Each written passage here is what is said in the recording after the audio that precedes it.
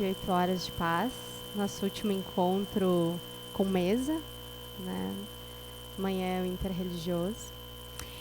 E então eu queria convidar os palestrantes para a mesa. Eu gostaria de chamar Mark Weiss e Camila Kuhn, da ZISPOA, organizadores, né, da Zona de Inovação Sustentável de Porto Alegre. Movimento que busca transformar 2 bairros da cidade nas zonas mais sustentáveis da América Latina até 2020.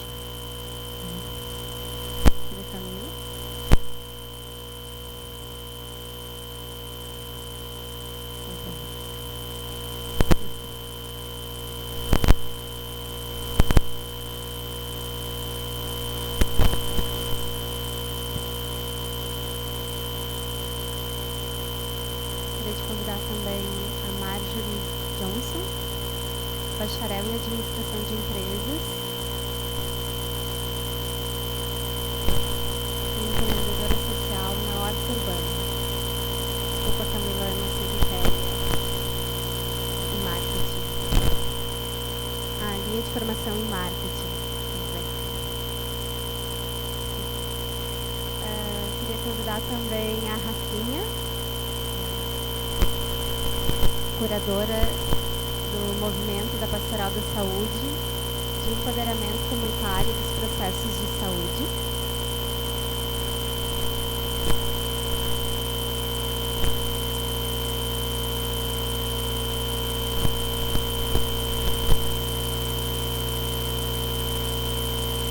Gustavo Duarte, médico de família e comunidade no município de Barão, no Rio Grande do Sul, professor e coordenador da Liga de Saúde e Espiritualidade na UFSC, Universidade de Caxias.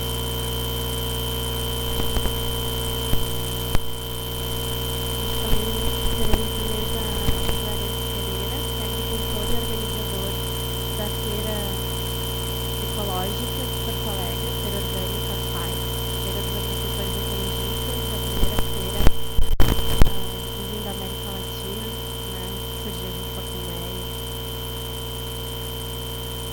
E essa que ainda não chegou, então quando chegar, vai se juntar à mesa.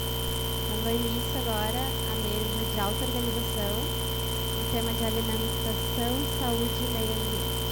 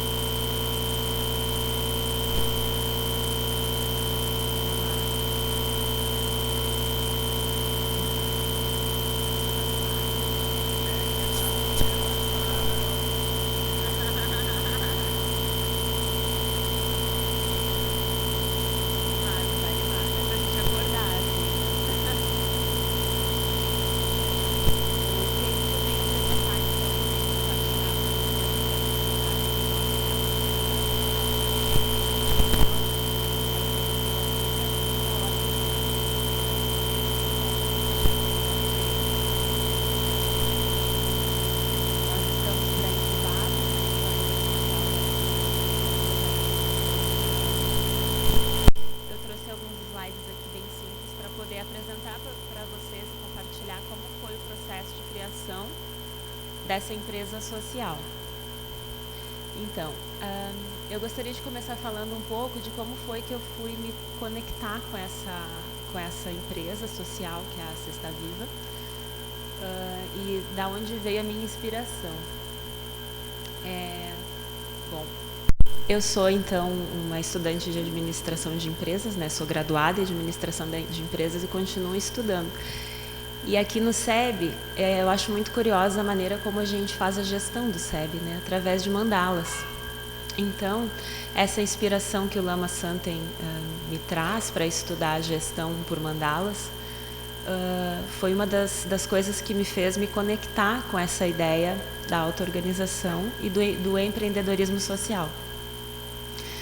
Então, eu acho muito curioso, muito interessante e tento olhar como que a gente pode fazer para levar essa ideia para o ambiente corporativo convencional. como é que a gente pode fazer para que essa experiência que a gente tem aqui no SEB de gestão por mandalas possa beneficiar ambientes que, por vezes, podem ser mais tumultuados, né, de mais difícil... às vezes podem ser ambientes mais difíceis de a gente conseguir fluir nesses ambientes. Então, como administradora, eu tento ter esse olhar de inovar nesses ambientes corporativos convencionais, através desse olhar do Oriente, trazendo essa visão para o Ocidente. Então, isso me conectou fortemente com o empreendedorismo social. E aí vem a minha outra inspiração, que é o Yunus. O Yunus, ele é um senhor que nasceu em Bangladesh, e ele ganhou o Prêmio Nobel da Paz por ter criado o microcrédito. Ele é o criador do microcrédito. E incrível que ele criou um banco popular, onde ele emprestava dinheiro para os pobres, né, nos anos 70, em uma época que as pessoas não tinham acesso na Índia a crédito. Então, as pessoas pobres, elas não tinham como tirar pequenos empréstimos para poderem comprar insumos para poder fazer as suas produções, assim, sua micro agricultura familiar, ou então, por exemplo, investir em tear, coisas básicas assim que aqui no Brasil a gente está acostumado hoje nos anos 2000 a ver. Foi esse conceito do microcrédito que nós utilizamos hoje aqui, foi criado pelo Yunus. E ele criou esse conceito de empreendedorismo social, que para nós ainda aqui é muito novo. Por exemplo, a gente não possui lei aqui para poder enquadrar essas empresas, né? Que nós chamamos de setor 2,5, que é uma empresa que ela não é nem terceiro setor e nem segundo setor, né? Então, qual é assim a base fundamental dessas empresas? São empresas que elas geram lucro, mas todo o destino dos lucros vai para o benefício social. Então, esse olhar, ele é interessante para a gente ver que dá para fazer coisas diferentes, mesmo num ambiente corporativo convencional. Então, criam-se empresas, por exemplo, eu vi um case muito interessante nesse evento, onde surgiu a Cesta Viva, que era uma empresa de calçados em Novo Hamburgo. Então, ele fabricava calçados, mas o objetivo da empresa, o destino dos lucros, todo o existir daquela organização era para a geração de benefício social para adolescentes em situação de vulnerabilidade, né, que estavam nas drogas, que tinham dificuldades e que daí tinham uma empregabilidade e um acolhimento naquele ambiente. Então, a ideia da Cesta Viva, ela surgiu assim, com esse olhar, né, de a gente fazer alguma coisa diferente num ambiente que a gente já tem, e como ele está posto, a gente transformar ele dentro das regras já existentes, dentro do sistema social que nós já possuímos. Então, como é que foi, né? Aí, por essa conexão que eu tenho com a gestão de mandalas, o aprendizado aqui no SEB, por essa conexão com o empreendedorismo social, eu vi o anúncio desse evento, né, que foi o Startup Weekend. Só que assim, nesse caso, era o Startup Weekend Comunidades. Ele não é muito comum acontecer esse evento, comunidades. Mas eu vou começar explicando um pouquinho do Startup Weekend. Pode voltar ali. O Startup Weekend, ele é um evento com a chancela da Google, né? Ele é um evento do Vale do Silício, ele é um evento para empreendedorismo assim, totalmente convencional. Ele tem essa característica de serem estabelecidos aqueles aplicativos, por exemplo, o 99 Táxi surgiu aqui no Brasil do Startup Weekend. E ele é um evento de imersão, são 3 dias, onde a gente fica num ambiente gerando negócios. Então, em geral, assim, tem pessoas de outros lugares, como, por exemplo, mentores, né, que nós tivemos pessoal do Sebrae, nós tivemos pessoas de outras empresas grandes, da agência Scala, que vieram nos dar mentoria e nos auxiliar nesse processo. Eu tive a felicidade também de já ter trabalhado no Sebrae, né? Então, o que eu podia também passava nos outros grupos que estavam desenvolvendo outras ideias para auxiliar. Mas no caso específico do Startup Weekend Comunidades, a motivação que nos unia era auxiliar o bairro Mário Quintana, que é o bairro da região de Porto Alegre com menor IDH. Para vocês verem mais ou menos o contexto, ele é um bairro que ele tem toque de recolher, o tráfego está bem organizado, então a gente tinha um horário limite para poder trabalhar, e E assim, todas as pessoas que foram para esse evento foram com essa motivação plena de poder auxiliar a comunidade Vale Quintana. E aí, eu não sei se vocês conseguem enxergar daí, mas ali no canto tem o logotipo do Startup Weekend, que é uma pulga num copo. O que isso significa, né? Se vocês veem uma pulga e vocês largam ela assim na natureza, vocês vão ver que ela salta muito alto. Uma pulga ela tem um super salto, várias vezes o tamanho dela. Só que quando você coloca uma pulga num copo, ela salta bem baixinho, então ela está oprimida ali dentro do copo. E se você tirar essa pulga do copo e botar na natureza de novo, ela continua saltando muito baixinho. E esse evento ele serve para mostrar que a gente não é uma pulga no copo, que a gente está fora do copo e que a gente pode continuar saltando alto. Então tem essa simbologia assim, que nós não somos pulgas no copo, né? Que a gente pode fazer coisas diferentes. Assim. A gente já esteve no copo, mas a gente tem a liberdade.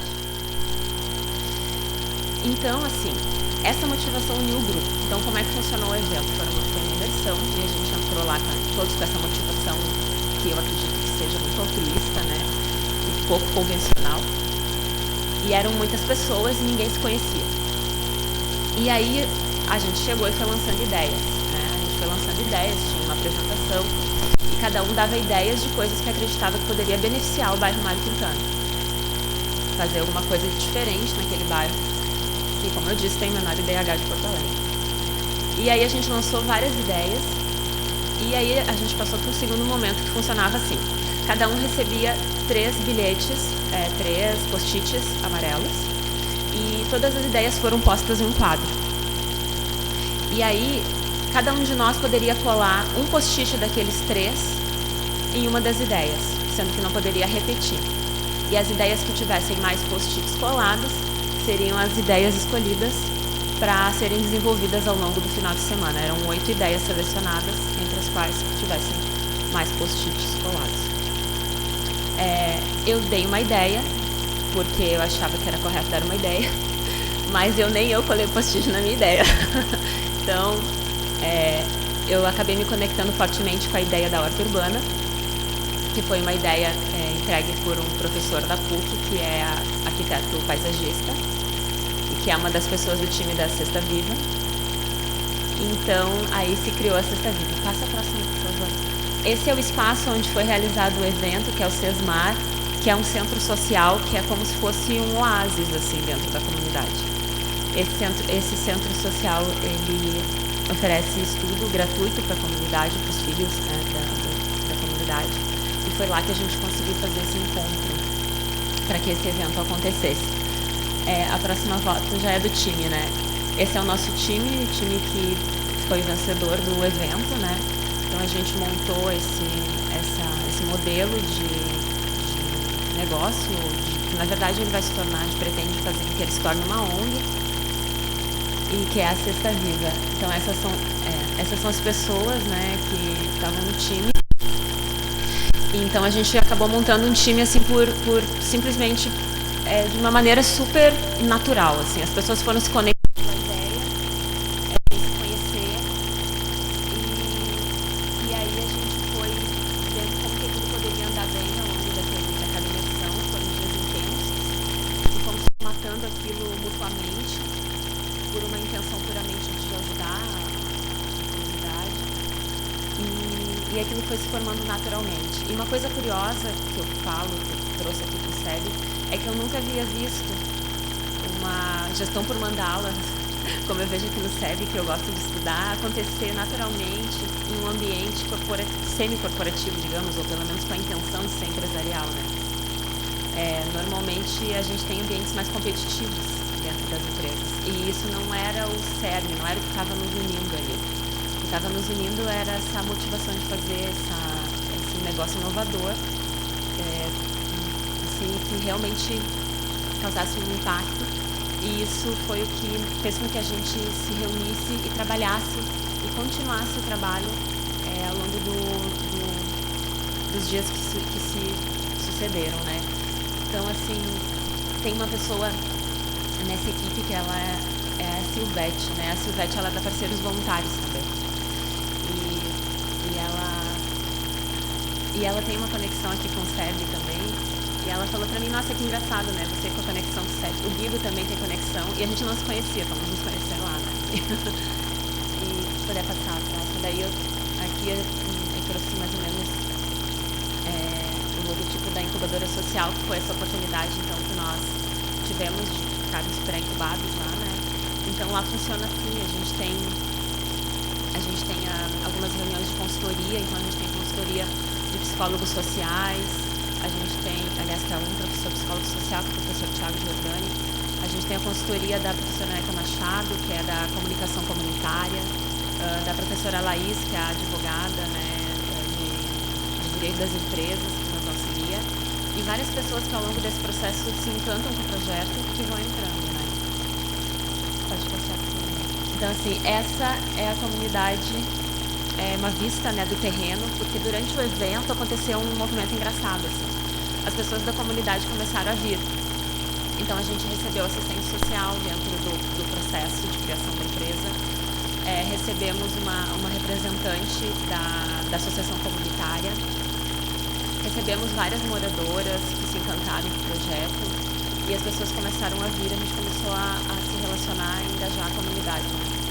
E no meio do processo também a gente conseguiu um terreno para fazer a horta urbana. Então, qual é a ideia da Cesta Viva? A ideia da Cesta Viva é unir essas pessoas que estão dentro da comunidade, que muitas vezes vêm do interior por uma proposta de vida melhor e que plantavam no interior e que na cidade não tem a oportunidade de plantar. Então, a gente une essas pessoas que têm essa sabedoria do campo, que não tem onde plantar, porque às vezes os ambientes que eles residem são muito estreitos, assim, às vezes tem sombreamento. Tem um caso lá na comunidade que é um senhor que ele planta já, mas o ambiente dele é completamente tóxico, assim, digamos, né? Então ele não consegue vender aquilo direito que ele planta, e fica tudo contaminado com esgoto. Então, assim, a gente conseguiu fazer com que esse senhor tivesse um ambiente melhor para ele poder plantar. Então, a nossa ideia é pegar essas pessoas e unir elas com os donos dos vazios urbanos. Então, a gente cria uma ponte entre essas pessoas e cria a oportunidade de que o dono do vazio urbano tenha o seu espaço cuidado, né, através de um contrato de comodato, que é um empréstimo que ele faz na assessoria para a comunidade. Então, assim, e a gente faz com que ele tenha esse vazio urbano cuidado, que não sofra invasões, né, que ele não precise de custo com o cuidado daquele terreno que por vezes está abandonado, e a gente dá uma utilidade e um espaço para as pessoas que querem se desenvolver na comunidade. Então, nesse processo, a gente conseguiu usar um terreno, né? É um terreno de 1.500 metros, é um enorme de um terreno. E a gente já colheu algumas coisas, já colheu rúcula, a gente já colheu rabanete, o terreno já está sendo ocupado. E ele é um terreno que ele tinha problemas, né, de invasão, e que o dono do terreno acabou ficando muito feliz por essa iniciativa, né? Então ali é a comunidade, é uma vista. Aí é uma vista de um dos lados do terreno, que ele já está cercado, né? Só pode cercar a parte da frente agora. Tem uma casa que é abandonada na frente dele. Aí a vista, se não me engano, a vista do lateral, ou dos fundos do terreno, né? A gente já começou a dar uma virada na terra, assim. A parte de plantação já é um pedaço pequeno, porque ele é muito, muito grande. E tem apenas 2 famílias, por enquanto, engajadas na plantação, né? Aí é uma vista maior dele.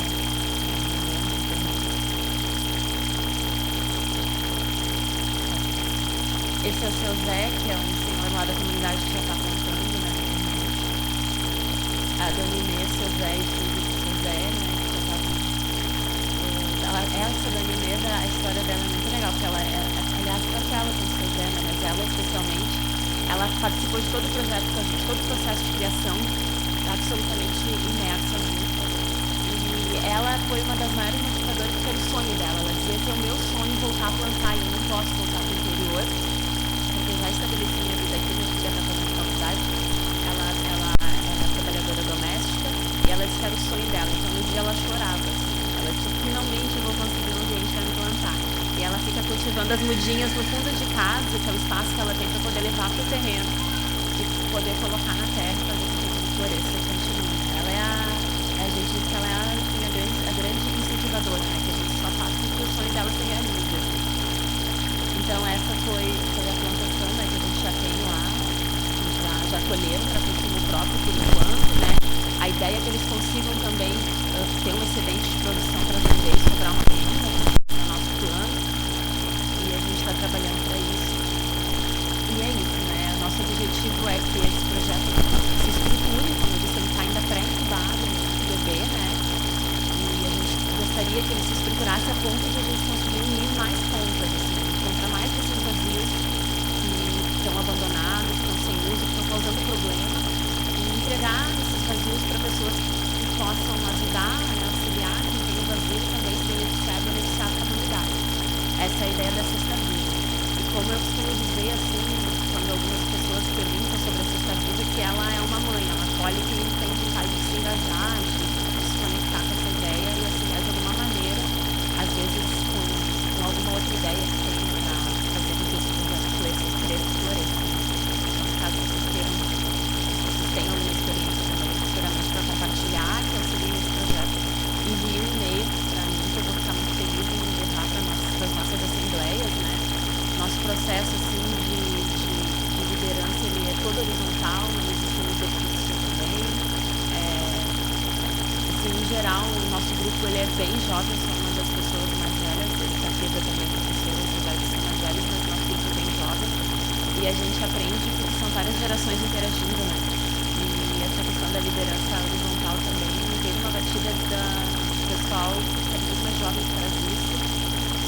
E a gente aprende e ensina, que é um processo assim, incrível para mim e a gente as pessoas que participam, né?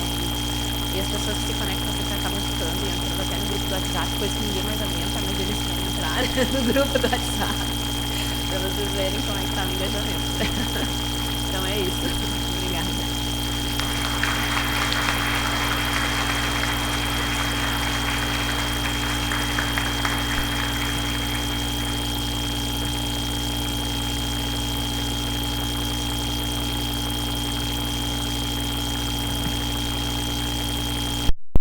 Bom dia a todos.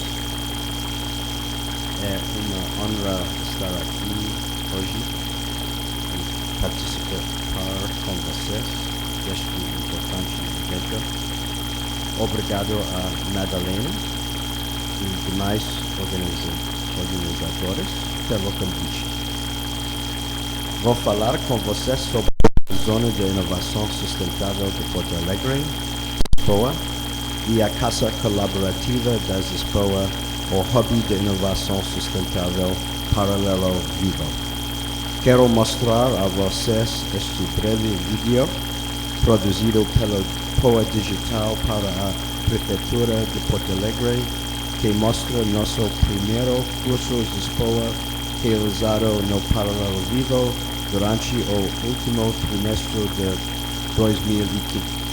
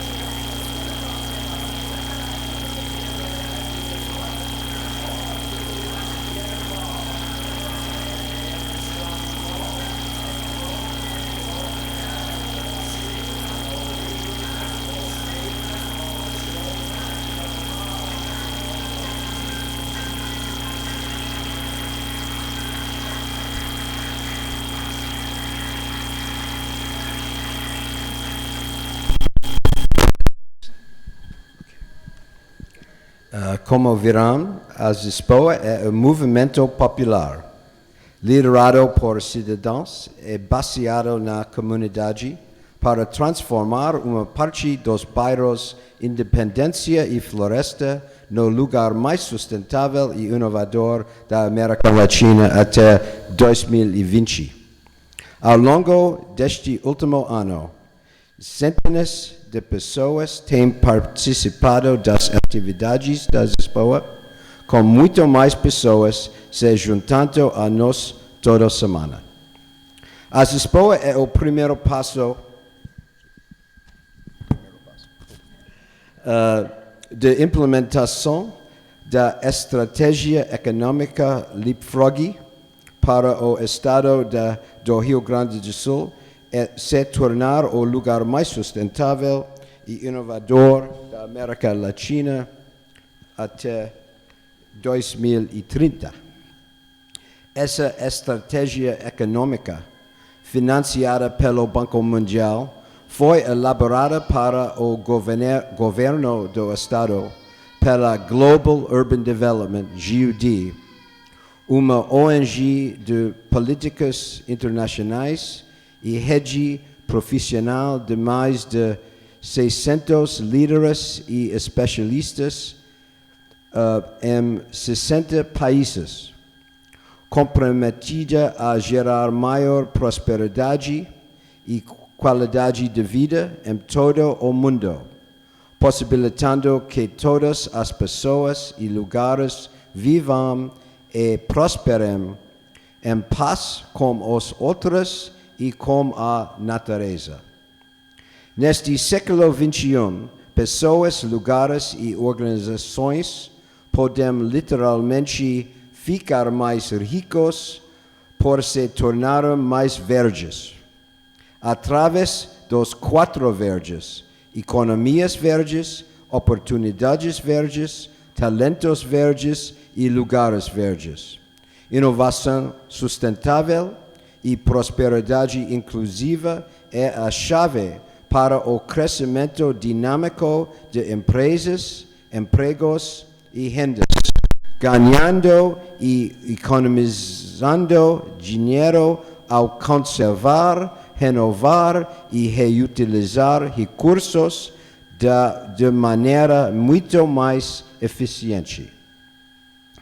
Minha esposa Nancy e eu estamos morando e trabalhando em Porto Alegre nos últimos 3 anos para ajudar a fazer do Rio Grande do Sul um líder global em inovação sustentável e prosperidade inclusiva, seguindo uma estrutura de desenvolvimento econômico que a GUD tem aplicado com sucesso em cidades, regiões e estados ao redor do mundo. Desde setembro de 2015, a GUD tem colaborado para ajudar a organizar o Hobby de Inovação Sustentável Paralelo Vivo, o primeiro hobby de startups e espaço de coworking e Fab Lab da América Latina, focado em promover empreendedorismo sustentável.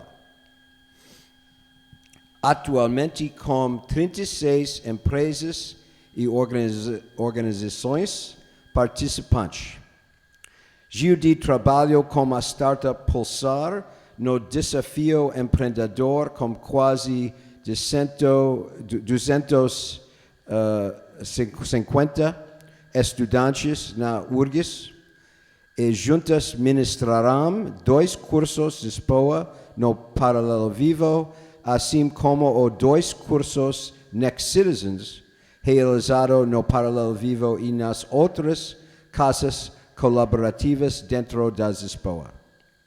Mais de 100 estudantes participarão destes 4 cursos.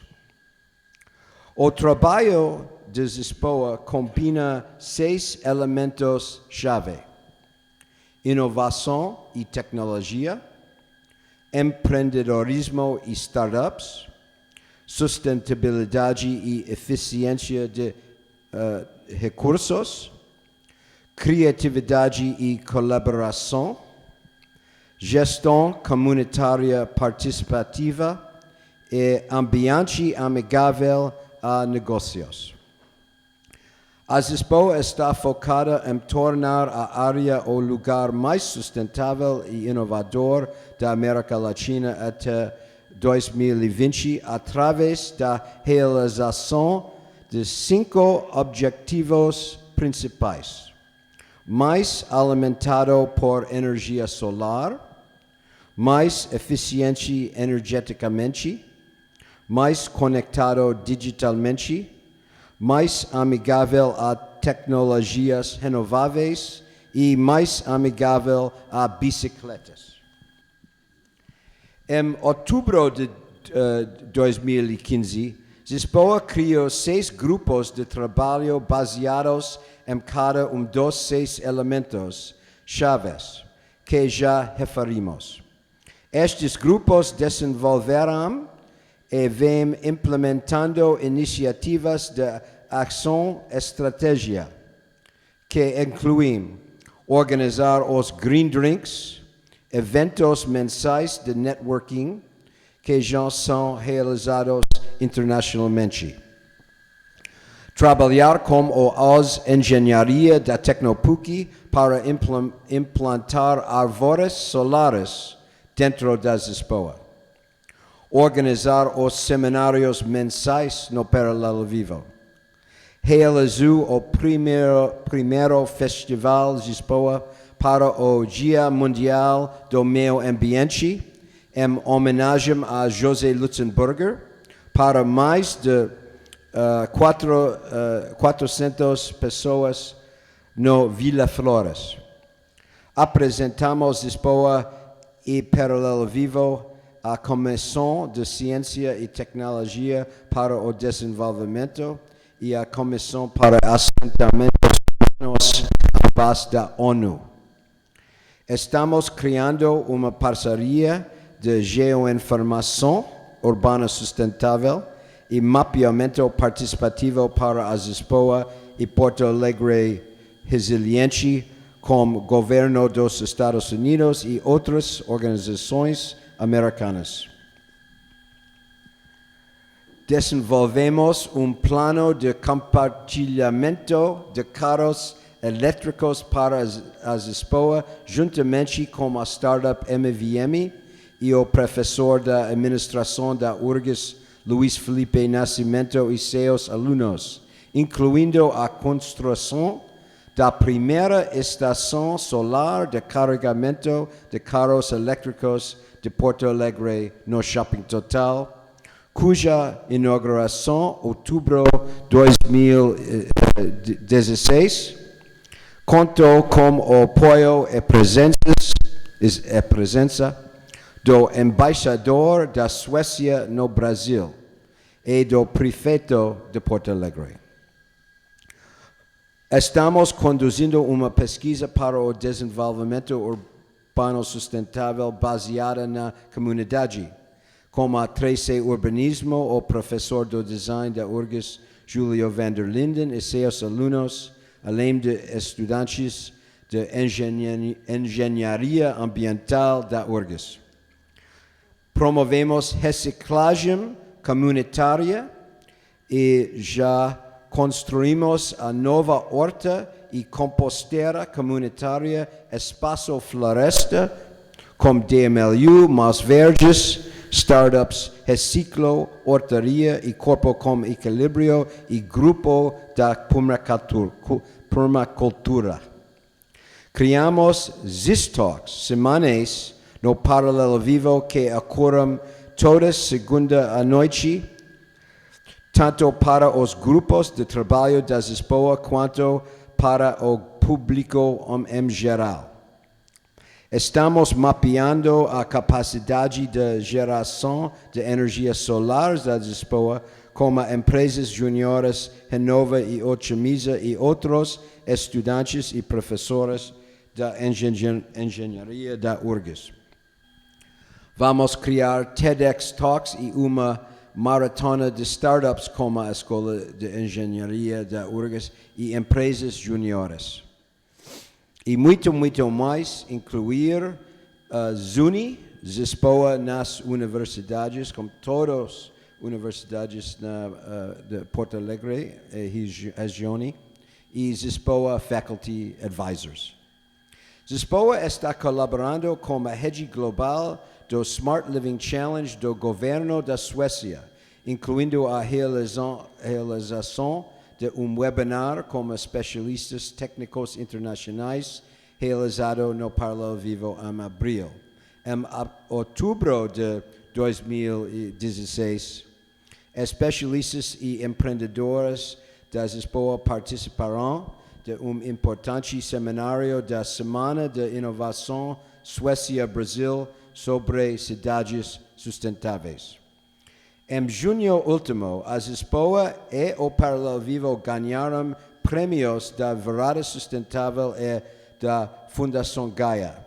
Além disso, 2 startups da Zespoa, a Reciclo e a Gênesis Social, também ganharam prêmios.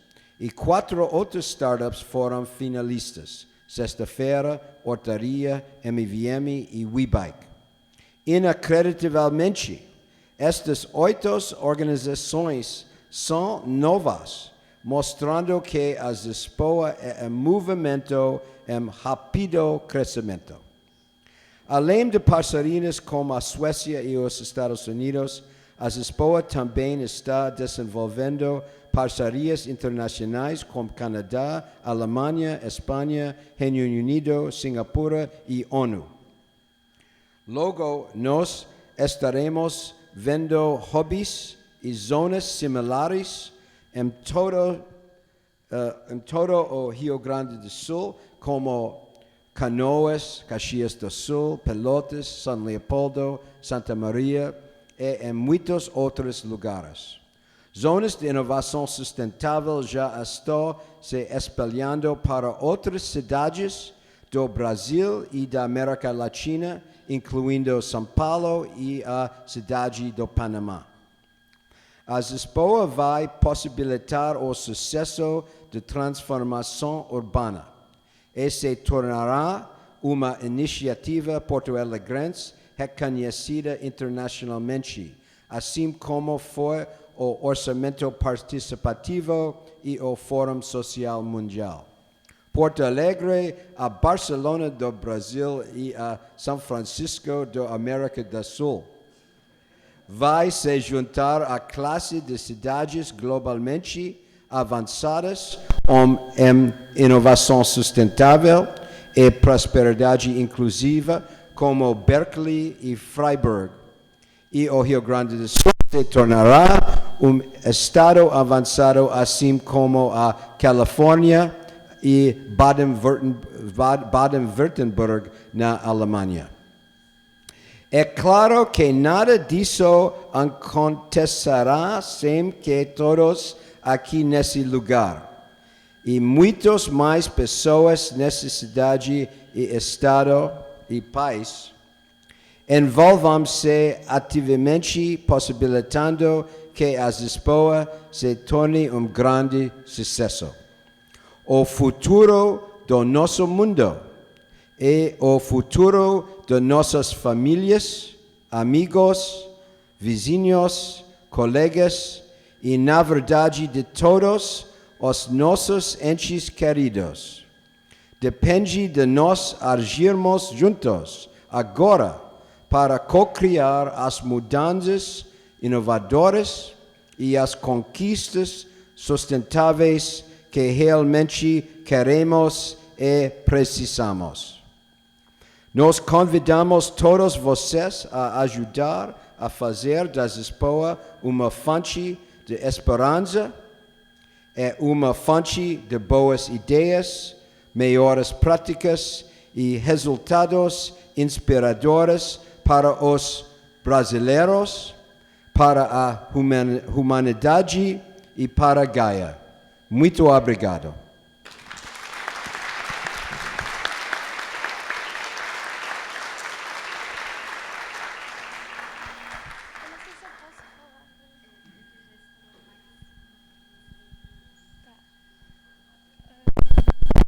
Bom,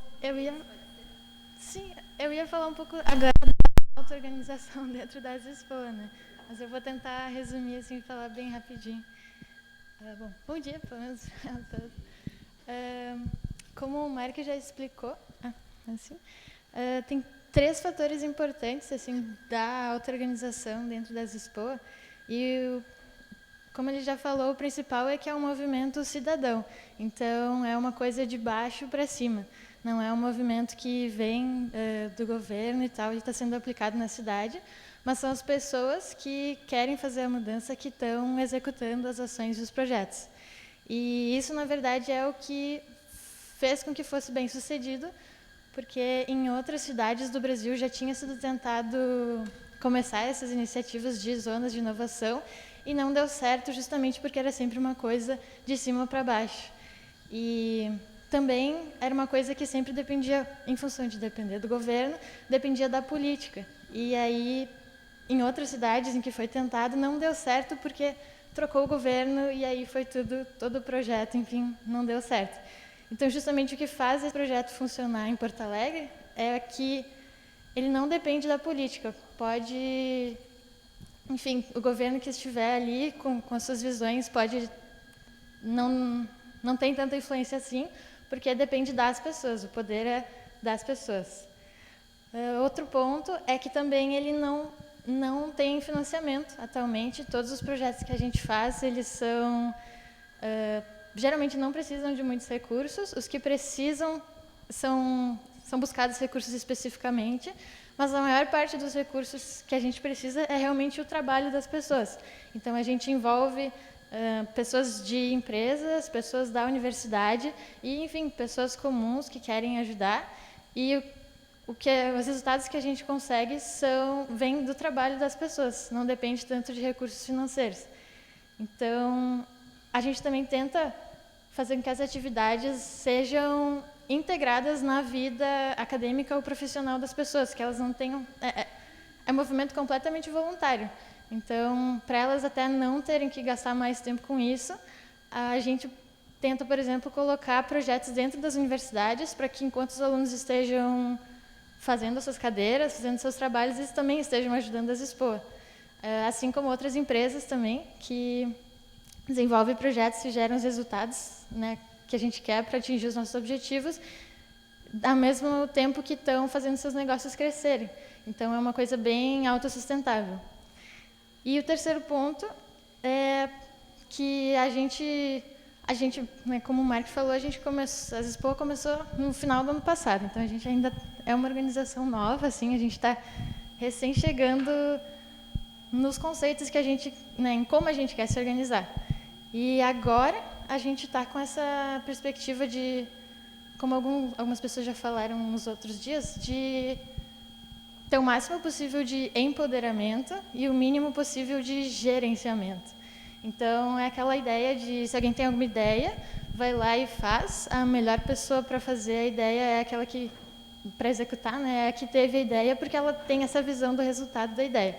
Então, a gente está mais como um sistema de apoio, né, um suporte, e não tanto tentando executar, tentando controlar tudo. Assim, mas é claro que foi um processo de aprendizado, porque primeiro a gente estava querendo organizar tudo bonitinho, com aquela coisa de, tu é responsável por isso, tu é responsável por aquilo, e aquela coisa encaixotada, e a gente viu que não ia dar certo. E a gente aprendeu isso esse ano, assim, até por culpa minha, eu tenho que dizer. Eu sou estudante de engenharia, eu estava tentando organizar assim, tudo bonitinho, e a gente viu que não dava certo. E aí a gente voltou e decidiu deixar como já tinha começado, né, uma coisa bem orgânica e bem flexível, né, não obrigando ninguém a fazer nada, e sim deixando as pessoas fazer o que elas achavam que tinha sentido para elas naquele momento. E a gente está tentando muito essa ideia, né? A gente não depende do governo para estar fazendo o que a gente está fazendo, a gente também não quer que os nossos voluntários dependam de uma organização central para fazer o que eles querem fazer. A gente quer que eles façam o que eles quiserem fazer, e a gente acha que assim é que vai dar mais certo. Por enquanto tem dado certo dessa forma. Então, a gente está criando só sistemas assim para apoiar os grupos de voluntários a eles mesmos criarem os seus sonhos, criarem os seus projetos e irem atrás do que eles querem. E, enfim, novamente fica o convite, se vocês quiserem participar, quem é aqui de Porto Alegre ou do Estado, ou se vocês quiserem criar suas próprias zonas de inovação sustentável em outras cidades. É um modelo bem aplicável, expandível, assim, não sei, replicável, essa é a palavra que eu queria. E vocês podem, enfim, conhecer mais ali pelo site, pelo Facebook. Obrigada.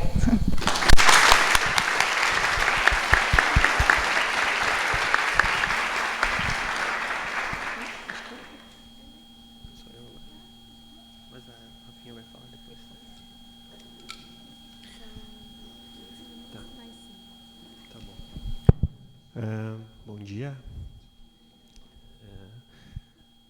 Já agradecendo a oportunidade de poder compartilhar um pouquinho da minha experiência aqui, o convite do Luiz Felipe.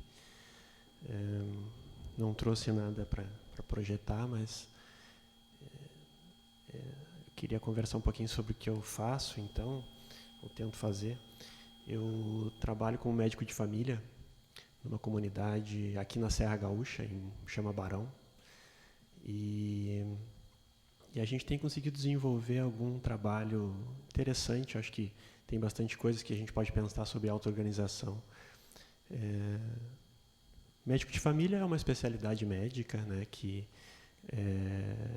tem crescido, que já está muito bem enraizado em muitos países, como no Canadá, né, na Inglaterra. É um modelo que se mostra mais custo-efetivo em termos de cuidado dos pacientes, que é um modelo onde tu tem um profissional, uma equipe de profissionais da saúde que se responsabilizam por uma área, né? E fazem o cuidado integral, que a gente chama, daquelas pessoas. Então, uma boa equipe resolve 90% das questões de saúde das pessoas, das necessidades de saúde. O restante precisa ser encaminhado para outros especialistas, que a gente chama de especialistas focais, o cardiologista, o dermato, enfim. Mas 95% de todas as necessidades daquela comunidade a gente dá conta. Então, eu sou médico, trabalho como médico de família e estou numa comunidade há 7 anos já, e que eu atendo junto com a minha equipe, composta por nutricionistas, psicólogos e enfermeiros. A gente atende 2.000 pessoas. Então a gente está nessa área com 2.000 pessoas há 7 anos. E é muito interessante assim, todo o processo que a gente vivencia junto dessas pessoas nessa comunidade. Eu costumo dizer que tem muitas pessoas lá que eu vejo, com certeza, com muita mais frequência do que meus familiares, meus avós, meu pai e minha mãe. Então, o médico de família faz visitas domiciliares, a gente vai nas casas das pessoas, a gente também atende no consultório, né? Mas nós estamos na comunidade, inseridos na comunidade. Esse é o processo. Dentro disso, a gente vivencia e aprende muito, né? Então, logo que eu fui para lá, a ideia médica que a gente sai de formação, né, de poder levar tudo que a gente aprendeu para ajudar aquelas pessoas. E, na verdade, não é isso que acontece, né? Eu me dei conta que a gente acaba fazendo uma coisa que é muito prejudicial ao longo do tempo, e eu acho que é só o tempo mesmo que acaba nos mostrando isso, porque eu estou com as mesmas pessoas há 7 anos. A gente faz com que essas pessoas vão perdendo autonomia, né? Então, as pessoas estão doentes, elas procuram o sistema de saúde e a gente, enfim, usa as medicações alopáticas dentro da medicina convencional e as pessoas vão perdendo a capacidade de se cuidar, de se autocuidar, de se autogerir, de confiarem em um potencial próprio de gerenciar a própria saúde. Então, a partir daí, a gente começou a desenvolver um trabalho de autonomia, tentar devolver autonomia para esses pacientes, né? Junto, claro, com a questão das necessidades, enfim, que precisam ser intervidas, né, imediatamente com medicações e exames, mas o processo central passou a ser desenvolver a autonomia dos pacientes. Então, através de processos educativos, de conversas, de rodas de conversas, começou a aparecer muito, e aí é uma coisa super importante que dentro da atenção primária a gente desenvolve, que é a troca cultural com os pacientes. Acabaram aparecendo muitas questões de medicina com plantas medicinais. Então a gente foi estudar isso, a gente foi desenvolver isso, e a gente hoje aplica isso de uma forma, mesmo dentro do consultório, mas principalmente com o desenvolvimento da autonomia do paciente, dizendo que ele pode usar isso em casa, e dentro de determinados sintomas que a gente também orienta, explica, faz um processo educativo, ele vai procurar ajuda profissional nossa lá na unidade de saúde. Mas a ideia sempre é poder fazer com que o paciente possa gerir a sua própria saúde. Isso também aconteceu da parte alimentar. É um município da Serra Gaúcha, onde tem muita obesidade, então os pacientes comem muito carboidrato e poucas frutas, enfim. E sempre num processo de discussão com a comunidade, que a gente tem líder comunitário, a gente tem a equipe, então, como eu disse, que está super integrada dentro dessa comunidade já há muitos anos. A gente junta as pessoas, conversa, consegue trocar ideias e fazer com que, a partir da própria motivação deles, eles comecem a plantar mais em casa, usar menos agrotóxico, que é uma coisa que a gente tem visto muito também, a questão de intoxicação por agrotóxicos, o cuidado com o lixo, né?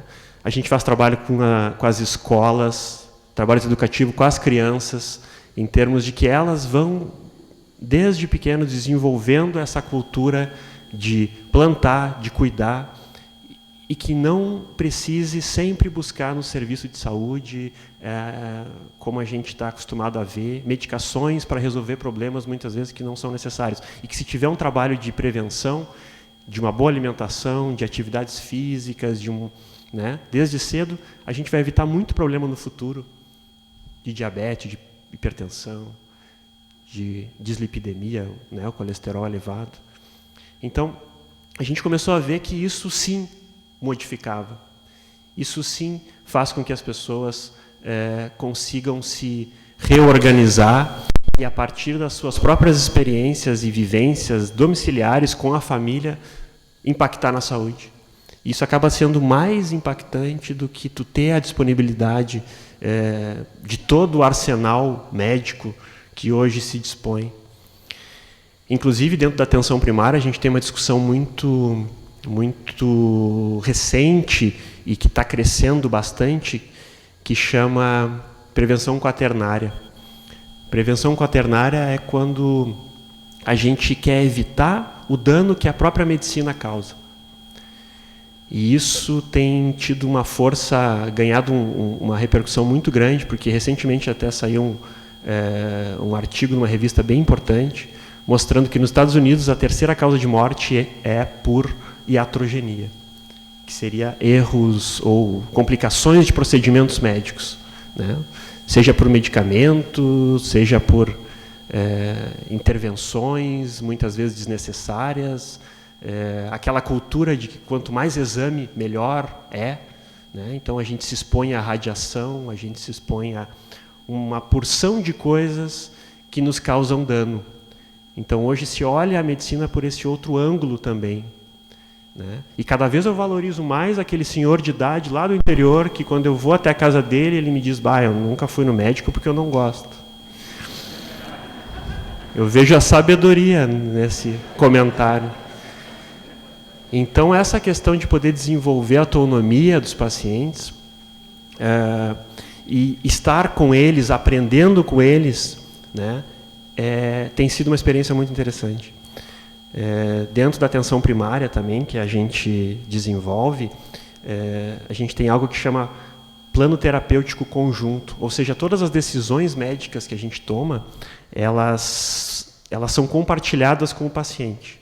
É diferente do ambiente hospitalar, que é uma questão mais vertical, né? Tem que fazer isso, vai ser feito isso. Lá não. a gente tenta sempre discutir com o paciente, né? Se ele está disposto a fazer aquilo, o que ele acha, como é que vai ser, porque quem vai fazer é ele, quem vai sofrer as consequências, se acontecerem, é ele. Então, é sempre uma decisão compartilhada. E isso vai nos dando um impacto terapêutico muito positivo, assim, porque é super importante que a qualquer procedimento terapêutico, enfim, que o paciente se submeta, que ele esteja realmente afim, né? Essa questão da intenção, né? E aquilo vai ter uma resposta melhor. Então, isso tem sido uma experiência muito rica. E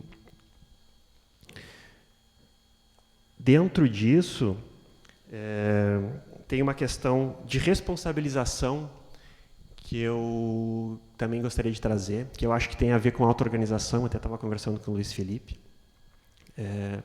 que é assim: eu estou há 7 anos nessa comunidade, então praticamente eu conheço todo mundo, né? Já atendi todos os pacientes diversas vezes. Então aparece muita... e é incrível assim que a cada ano, a cada encontro aparecem coisas novas. Então o paciente é um universo e que a gente vai aos poucos conhecendo, né? Então, está errado quem diz que isso seria uma mesmice, ficar com os mesmos pacientes, com as mesmas coisas ao longo do tempo, porque é só a longitudinalidade do cuidado que mostra uma porção de coisas que tu não teria visto antes, né? Então, cada paciente, cada ano é diferente e aparecem coisas novas e descobertas que a gente às vezes se espanta. Eu estou há 7 anos com esse paciente e não tinha descoberto isso ainda, né? Inclusive de uso de álcool e várias coisas assim.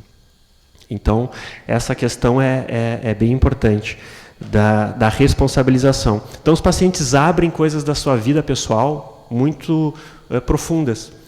E a gente consegue ajudá-los também, e eu me lembro muito também dessas lições do Lama, o quanto a gente vê os pacientes que estão ali sofrendo, e às vezes com ansiedade, com depressão e tal, por apego, por questões que, né, são da vida passageira, e as pessoas se apegam àquilo e transformam aquilo em um monstro e ficam presas a situações, a fatos, né, a jeitos de olhar e de estar na vida. E a gente tenta aos poucos ir trabalhando isso, tentar mostrar outro ângulo, porque essa confiança que a gente acaba também desenvolvendo nas pessoas nos permite entrar um pouquinho mais nessa dimensão. Então, o que eu digo, às vezes, uma conversa nesse sentido, tentando fazer com que a pessoa desenvolva um pouco mais de resiliência frente a uma situação de estresse, de sofrimento, né? Trabalhando um pouco mais a aceitação, trabalhando o perdão, a compaixão, vale mais do que muita fluoxetina. Então, só que a gente precisa estar disponível e com essa intenção de ajudar os pacientes. E isso não é uma coisa que tu consegue forjar, né?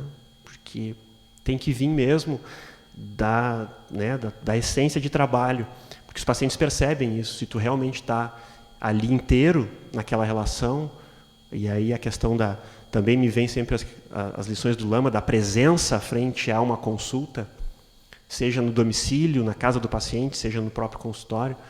Então, eles percebem essa intenção de ajuda, de apoio, e tudo que tu fala tem um impacto, né, mais profundo, que aumenta a nossa responsabilidade frente ao que nós estamos falando também, né? Mas a gente percebe esse impacto.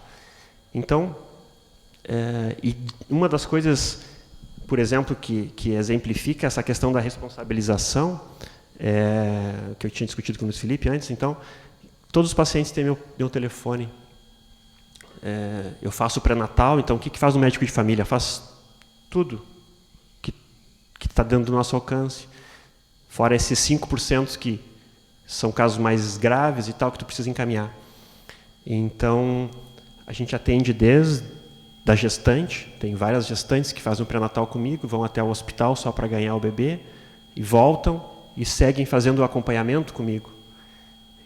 Então, meu primeiro pré-natal está com 7 anos hoje, a criança, e eu acompanhei a vida toda. todo mundo tem meu telefone. E muitas pessoas acham que isso é um problema, né?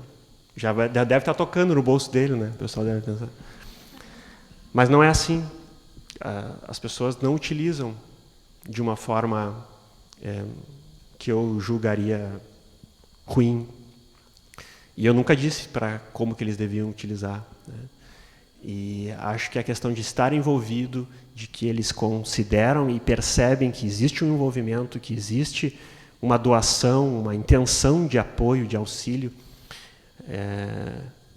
Esse nosso trabalho tentando mudar um pouquinho a própria questão de estilo de vida, dentro das perspectivas e das possibilidades de cada um, que envolve um respeito, eu acho isso importante, faz com que eles usem todas as medidas de forma muito prudente, assim.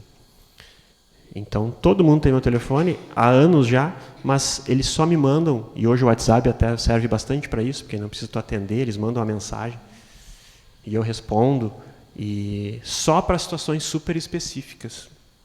Então, isso é uma coisa que nasce da comunidade, dela mesmo, frente à relação que elas têm com a equipe, comigo, e me parece um ponto de auto-organização assim, bem invejável, eu diria até, das próprias pessoas. Então, essa noite, por exemplo, teve uma situação, 5 da manhã, uma paciente me ligou, mas por bobagem? Não.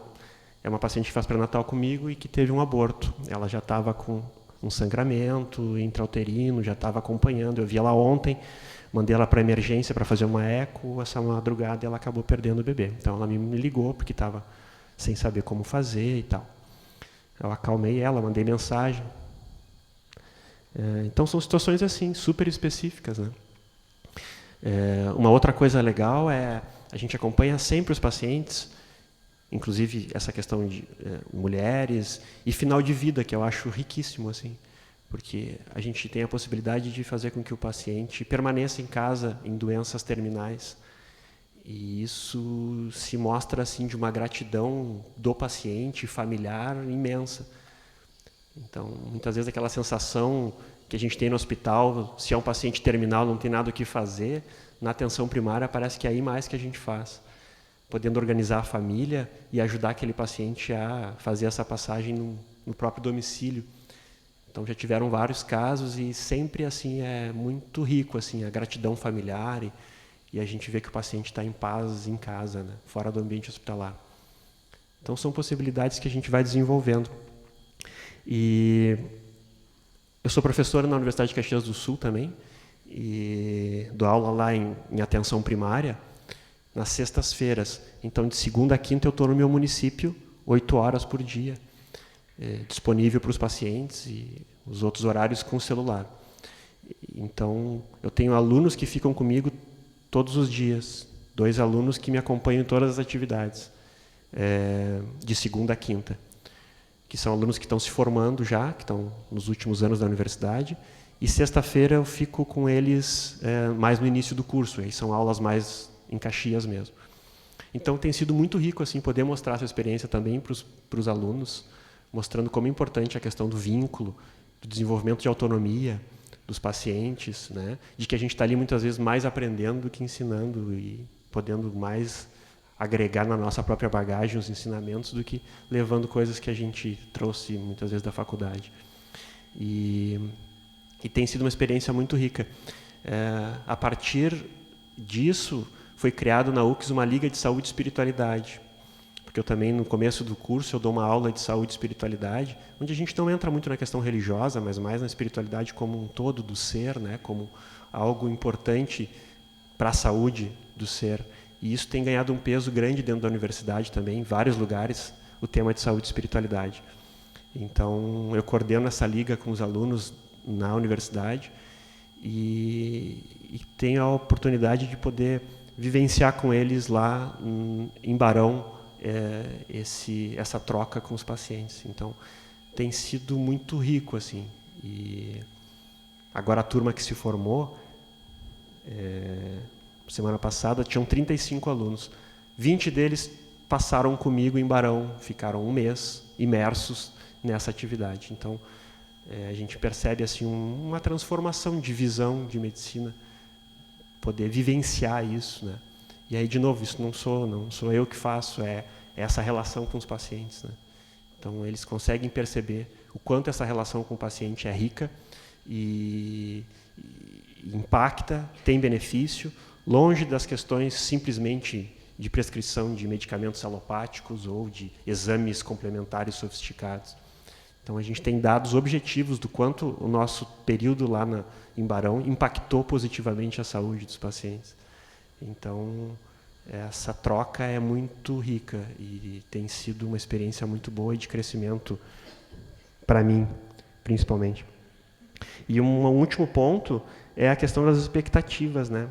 Até eu falo bastante com os alunos sobre isso, porque as expectativas, e eu sempre lembro do Lama também, né? Porque essa questão das expectativas é o prato cheio para a decepção, né? Então, o quanto a gente, para estar atuando, se relacionando com as pessoas, tentando, enfim, se a nossa ideia é mudança de hábito, que a gente tem que ir com uma expectativa suave, né? E tentar discutir isso e deixar que o tempo haja e não entrar de sola, como a gente faz muitas vezes, e muitos profissionais têm isso, né? O paciente não quer parar de fumar, então, quer se matar, então vai procurar outro profissional. Tem muitos profissionais duros assim, né?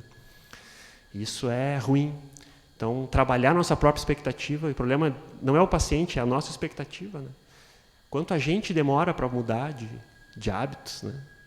E a gente sabe de hábitos positivos que a gente deveria estar implementando e não conseguiu até hoje. Então, respeitar isso dentro do paciente é importante.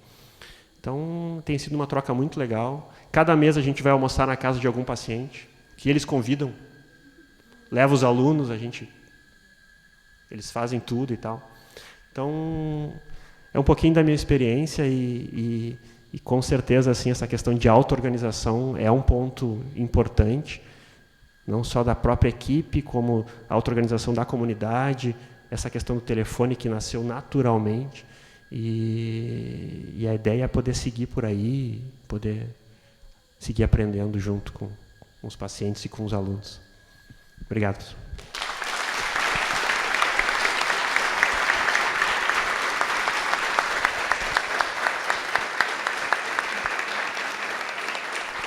Eu não vou deixar o abraço para depois, é demais.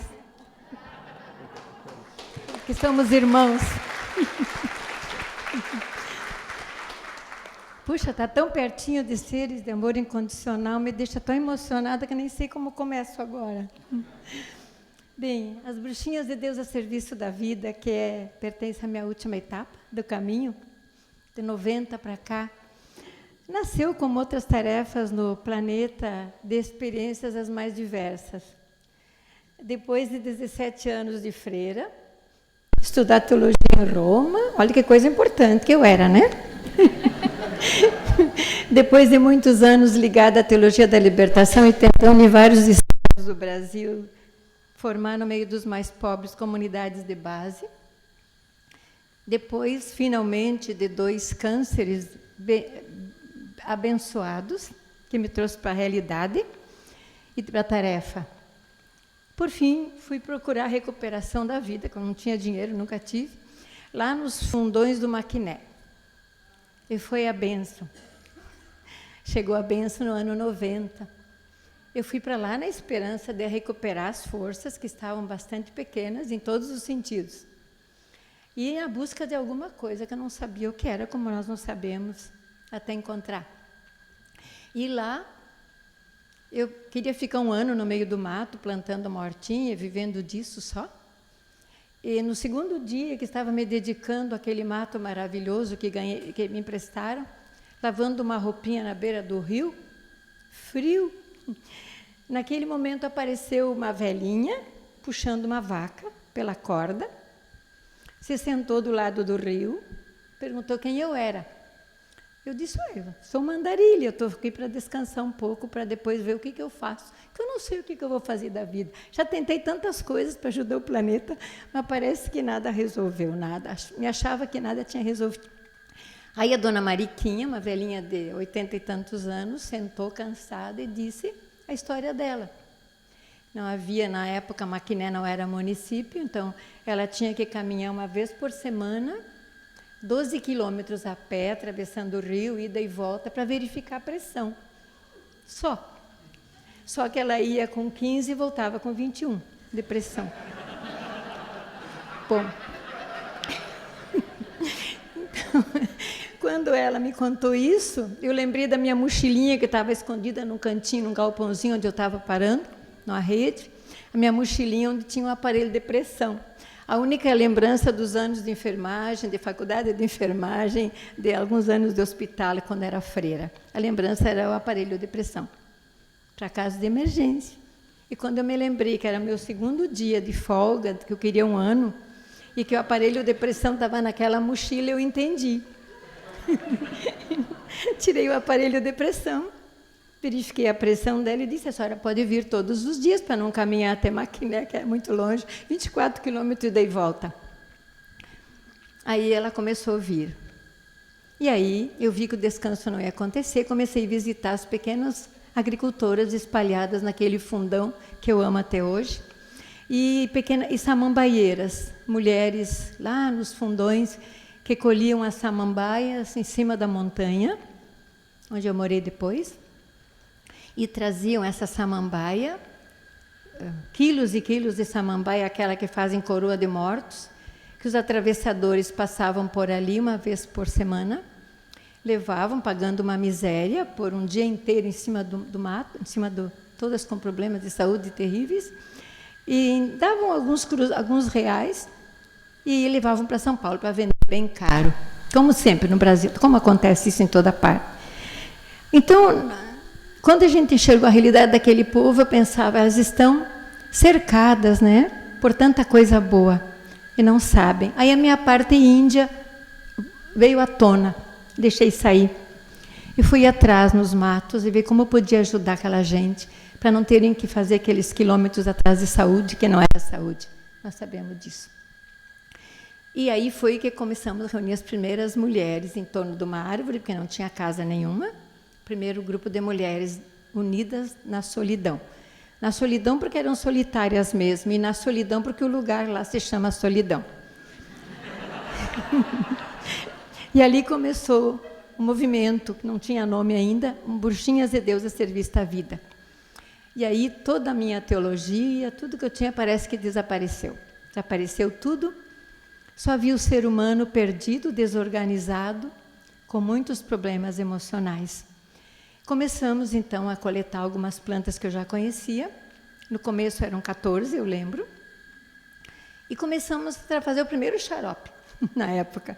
Um xarope com plantas, né? Com plantas que eu achava que era para pulmão, e dava certo. porque elas acreditavam mesmo na natureza, e eu também. Até que o movimento de mulheres camponesas da região litorânea, ele é muito forte lá, encontrou a gente, um padre amigo de Três Cachoeiras na época, grande amigo até hoje, encontrou a gente lá naquele canto e começamos, então, o movimento. Mas, no começo, eu achava que as plantas medicinais eram uma grande resposta, porque quando eu tratei o câncer, sem quimioterapia nem cirurgia, um tratamento indígena na época, foram elas que me ajudaram, mas só não elas.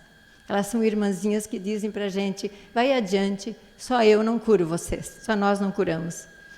Aí a gente devagarinho foi encontrando o ser integral, o ser humano como um ser integral. No começo, todo o pessoal do lado interior, nos litorais, Santa Catarina, Rio Grande do Sul, eu era na época me deram uma moto, onde eu fiz todos os primeiros 10 anos de trabalho. E a gente ia nos domingos, naquelas comunidades perdidas em cima das montanhas, levando a caixinha de papelão, até acharam que eu era traficante de maconha, na época, levando uma caixinha de papelão atrás da moto, com algumas plantas que eu já tinha estudado um pouquinho, e lá a gente reunia os grupos de mulheres naqueles fundões, 20, 30, 40, e elas amavam esses encontros. Até que depois de 2, 3 anos, tentando formar esses grupos, para elas procurarem a cura, eu comecei a me dar conta da minha ignorância. Que bom, quando a gente acha a nossa ignorância, a coisa parece que melhora. Aí eu descobri que aquelas mulheres onde eu ia cada 2, 3 meses, outra vez, continuavam com o mesmo olhar, triste, perdido, angustiado, gordas, inchadas, né? Eram só quase mulheres no começo, até que alguns homens depois foram descobrindo. Agora o Dr. Gerson sabe, trabalhamos com homens também, bruxos também, vários. Então, eu comecei a me dar conta, finalmente acordou, que o problema delas era muito mais profundo, era profundamente emocional, afetivo. Aí eu descobri toda essa área do ser humano chamado nossa parte emocional, nosso ser emocional. E aí a formação dos grupos mudou totalmente de categoria. Começamos a trabalhar o emocional dos grupos antes de chegar nas plantas. Devagarinho, com os anos passando, fomos organizando então momentos de formação, 6 dias de formação, um por mês, para formar esses grupos. Mas não mais para si próprios, mas já também para as comunidades, né? Para as comunidades. Isso nesses anos todos foi por etapas. Primeiro a parte física, depois o emocional, depois a gente foi se especializando em Eckhart Tolle, graças a Deus, né? Estudando o espírito maravilhoso do budismo, né? A gente foi encontrando devagarinho o caminho. Mais de 40 grupos nós temos com esse espírito, um pouco no Rio Grande do Sul, Santa Catarina e um pouco no Amazonas. E nesse espírito a gente resolveu, nesses últimos anos, dar um passo à frente. E descobrimos, como uma mestra budista maravilhosa me ofereceu de presente, que eu nunca consegui pagar nada, em curso nenhum nessa vida, depois que saí do convento, claro, né? Então, ela me ofereceu um mestrado em Reiki. Nesses últimos 12 anos, misturamos, então, trabalho de bruxinhas de Deus, plantas medicinais, atendimento ao ser integral das pessoas, e mais, então, o Reiki. Mas o Reiki, como a gente mexe nas coisas, não gosta de ficar tudo igual, como mestra Reiki, me chamavam de mestra Reiki, me entregaram o mestrado, a gente mudou. Não o essencial, que eu tenho que respeitar, mas mudamos o jeito do curso de vivência Reiki. A gente começou a colocar nas vivências Reiki uma vida de grupo, não só aquele individual, né? Como o nosso trabalho é todo em grupos, começamos as vivências Reiki em grupos, para aprofundar o grupo de amizade, o grupo de caminhar juntos, depois do curso também. Não acho graça um curso intelectual que não marca, e que simplesmente a gente bota o polígrafo lá numa gaveta e esquece. A gente sempre diz que Reiki não é curso, Reiki é uma vivência. Mas não fica. Aí, nessa parte, começamos a atender as pessoas, e todos os nossos bruxinhos e bruxinhas de Deus entraram também no espírito do Reiki, todas. Entraram, e começamos, então, mais ainda a trabalhar com o ser integral da pessoa humana. Atualmente, os nossos grupos maiores, com várias terapias, a gente foi aumentando cada ano uma terapia, com os grupos aqui da Grande Porto Alegre. Temos 2 grupos maiores, fazendo experiências muito boas, que é Namorada do Vale, e lá onde eu moro, em Morungava, onde nossos amigos do assentamento Eldorado nos deu um pedacinho de terra, e lá nós temos a nossa experiência mais forte. A formação constante, encontros de plantas medicinais de ser integral mensal, e os cursos de Reiki transformados em transformação de trabalho de consciência. Por quê? Com o tempo, e talvez com a idade, né, com 71 pila, a gente descobre que existe só, descobrimos pelo menos, né? Não precisa todo mundo descobrir a mesma coisa, você deve ter experiências maravilhosas, que existe só um caminho de mudança no planeta Terra, para todos os seres, até mesmo para os bichinhos. Eu percebo na minha meia dúzia de cachorrinhos e de gatos. Eles também estão crescendo em consciência. Só existe um caminho para trabalhar com o ser humano, começar com a gente. É a ampliação da consciência. E, nesse ponto, sempre senti um pouco de compaixão de todas as religiões, cristãs especialmente. Porque a gente sente que o grande objetivo não tem sido esse, nas religiões. Eu fui catequista, fui madre, fui tanta coisa, meu Deus, orientadora educacional, faculdade de pedagogia naquela época lá, e eu não trabalhava isso, não trabalhava. Agora, a diferença que existe é que cada ser que está na frente da gente, eu vi que ele sabe muito bem isso, é mestre, meu mestre. Cada ser que chega na frente da gente lá pedindo ajuda na saúde, e quanta gente por semana chega, também por telefone, por WhatsApp, por Facebook, por tudo. Por isso que eu estou amando essas coisas difíceis. Daqui a pouco chega um ser ali e tu enxerga, talvez por experiência pessoal, enxerga a desorganização daquele ser, a desorganização total do ser humano. Um ser humano que chega e diz: Rafinha, por favor, eu preciso curar meu reumatismo, faz alguma coisa. E na hora dói, porque eu sei que para ele chegar àquilo, ele tem um caminho difícil de encontro consigo, de organização da própria vida, que não é fácil. Uma organização mental, emocional do ambiente onde vive, uma organização do seu ser espiritual, uma organização de tudo. E como fazer para que aquele ser querido que está chegando, que a gente olha no olho e já ama na hora, porque não tem outro jeito a não se amar, não tem outro jeito. Como fazer para dizer para essa pessoa: vai ser difícil o caminho, mas nós vamos, se tu estiver com coragem. E mais ou menos entre 10 e 20 pessoas das centenas por mês que nos procuram, entre 10 e 20 a gente tem alegria enorme, não é? Tem alguns companheiros, Gerson, a turma sabe disso, recém estávamos falando nisso antes.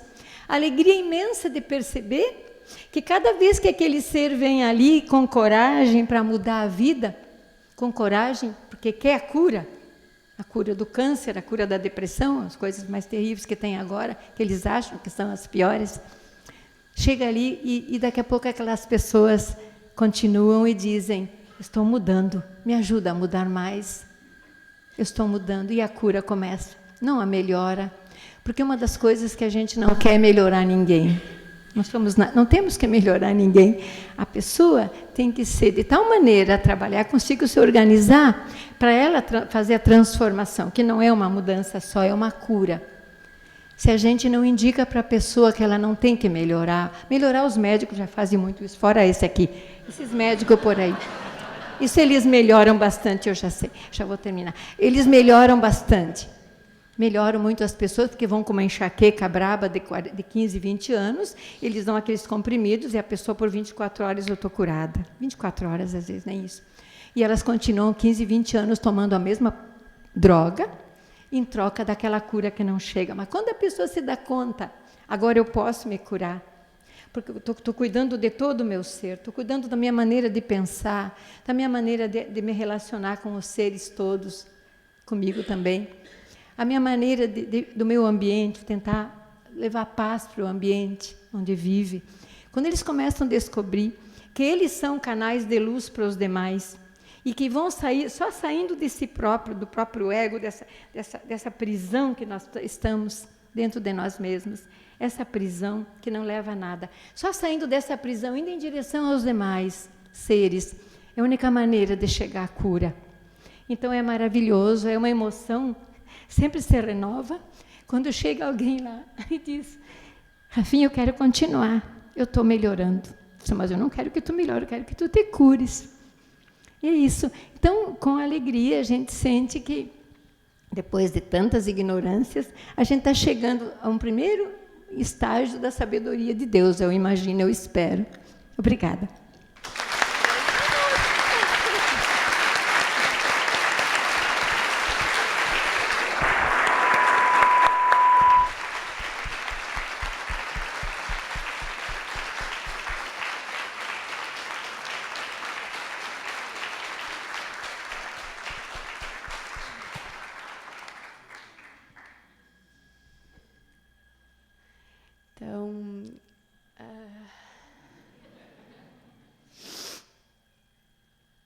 Bom, o Juarez não chegou.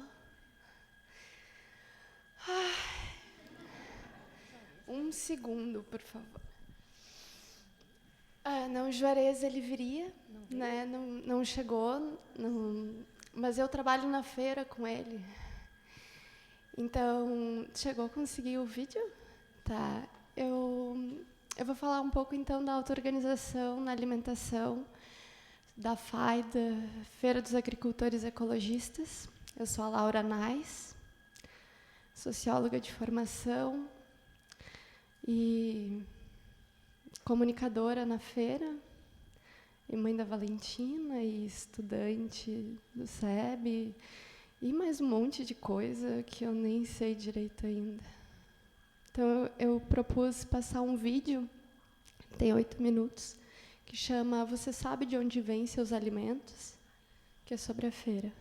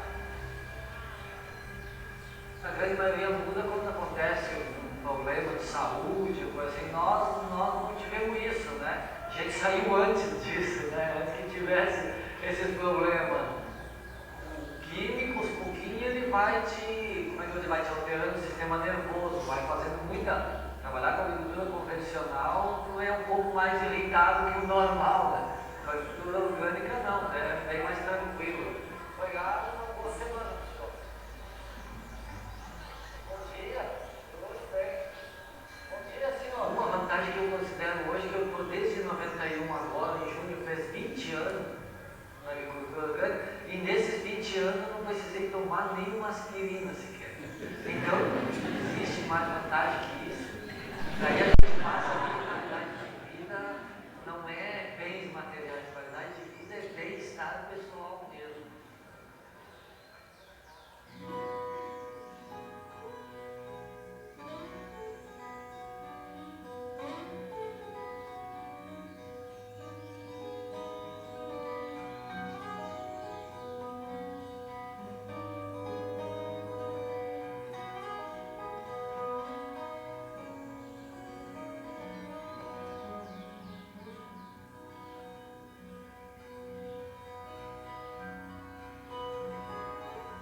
A gente compra sucos, molho de tomate, chimia e todas essas embalagens são devolvidas para eles.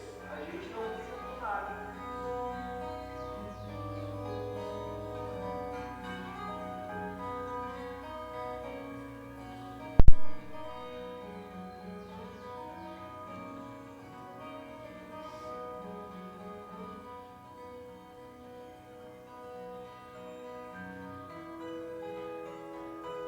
Nós somos certificados pela rede Ecovida, que está cadastrada no Ministério da Agricultura. E esse grupo optou pela certificação participativa. É uma rede. É o agricultor cuidando do agricultor. A gente não pode permitir que nenhum faça mal feito, porque senão todos vão sofrer possíveis consequências. E é uma forma, eu considero muito especial, que ela possibilita o conhecimento entre todos do grupo. E isso gera confiança. Certificação, para mim, é quando eu olho o produtor nos olhos. Como a gente visita um produtor e sabe o que tem na propriedade, se ela é equilibrada, se ela é socialmente justa, a água preservada, os nascentes, a mata, as árvores, os animais, bom, eu tenho a certeza que o produto realmente é ecológico. Eu já visitei praticamente todos os produtores da feira. Então, e volto a visitar, não eu só com um grupo de consumidores. Então, eu posso me enganar uma vez, mas o grupo, todas as vezes.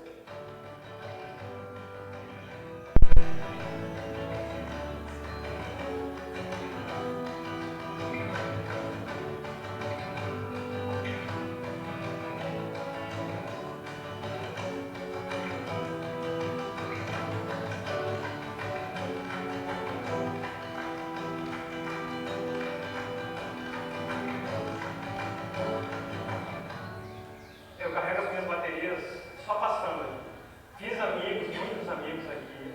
É maravilhoso isso existir numa região central de Porto Alegre e eu ter a bênção de morar tão perto. I think it's incredible. I think it's better than most fairs I've been to in Europe and America now, because it's very big.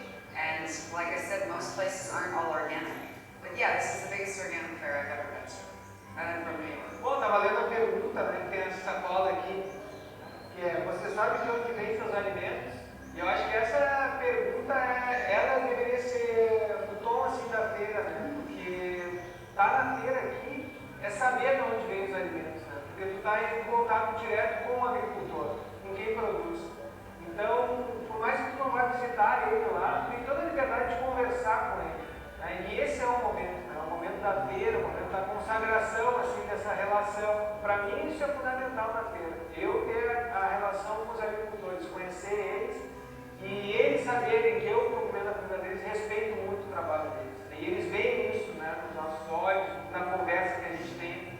A gente nunca vai abrir mão disso na nossa família.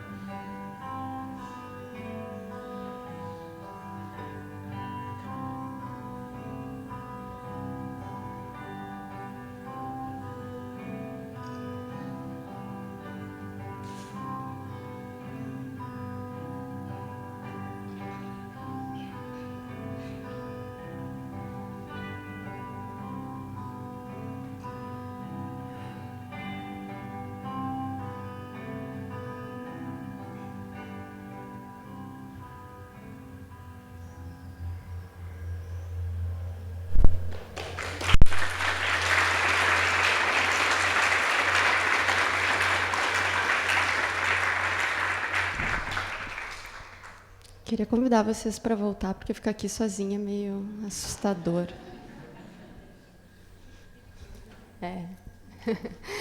Se pudesse acender a luz também.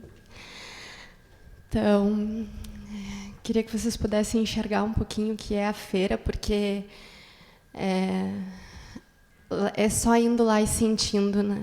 Porque eles exalam, né, a felicidade de estar oferecendo eles mesmos o que eles plantaram. E as pessoas que estão lá consumindo, na verdade, o Juarez, ele é um grande mestre, né? Uma pena que ele não conseguiu chegar. Ele fala que são parceiros urbanos, não são consumidores. Porque quem é parceiro está lá junto no processo. Quem está na terra produzindo e vai comercializar, né, tem que ter para quem comercializar, né? Então, o parceiro urbano está ali porque não é a via única, né? É um movimento. E a feira ela surgiu, então, em 89. Foi uma iniciativa da cooperativa Colmeia, que era uma cooperativa de consumidores. O Lama fazia parte dela. E eles viam que era importante ter essa relação direta do agricultor com o consumidor, para as pessoas começarem a entender que o alimento, aquilo que a gente vai na gôndola do supermercado comprar e é completamente impessoalizado, a gente entra no supermercado e a gente não fala com ninguém, a gente só na hora de pagar. A gente tem um caixa, por enquanto, que nos atende. E a gôndola não conversa contigo, tu não sabe de onde veio aquilo. Quando tu está na feira, tu enxerga quem está por trás dessa banca e está te oferecendo. Então, a primeira coisa era, os agricultores vão comercializar os seus alimentos e não haverá a figura do atravessador, que é, como a Rafinha falou, o que acontecia, né? Assim, é o que acontece, né? Isso é o que acontece no Brasil. Quem produz recebe muito pouco pelo que produz, né? E quem recebe é o atravessador. O supermercado é um grande atravessador, né? E a escolha que a gente tem política de ir até uma feira fazer as nossas compras é uma ação nossa urbana de transformação dessa relação toda da produção do alimento até a nossa mesa. Então, tendo isso em vista, a cooperativa fez essa feira que durou 45 minutos, porque eles trouxeram os alimentos e, como aquilo foi muito divulgado, foi muito rápido que acabou a feira, né? Acabou tudo que tinham trazido, assim. E também a produção não era grande, porque isso foi, assim, em meio à Revolução Verde, né? Chegando no campo, toda mecanização, agroquímica, indústria, né? Farmacêutica, química, enfim, essa coisa que é tudo meio junto. Chegando no campo com um modelo que o agricultor ele passa a perder também o saber de se relacionar com o ambiente, né? E daí quem tinha produtos ecológicos assim trouxe, e eles fizeram uma reunião, então depois uma assembleia depois dessa primeira feira ali no pátio do Araújo Viana, na Redenção, porque a feira acontece na Redenção, no Parque da Redenção em Porto Alegre. E decidiram, então, que a feira seria mensal. Não durou muito, virou quinzenal, não durou muito, virou semanal. E desde então, né, década de 90, ela é semanal, todo sábado, das 7 da manhã a 1 da tarde. Os alimentos são todos orgânicos, porque a legislação de orgânico vem depois, muito depois, né, ela ainda ela é novíssima, assim. Era uma feira ecológica, né? Então o nome dela é Feira dos Agricultores Ecologistas, né? FAE. E todo esse processo é de organização entre agricultores e consumidores. E tem histórias assim deles contarem que depois que a feira começou a tomar regularidade e conseguir ter público, né, porque daí eles começam a investir também nas propriedades, começam a descobrir tecnologias, porque as universidades, os técnicos, eles estão todos direcionados ao uso do agrotóxico. Né?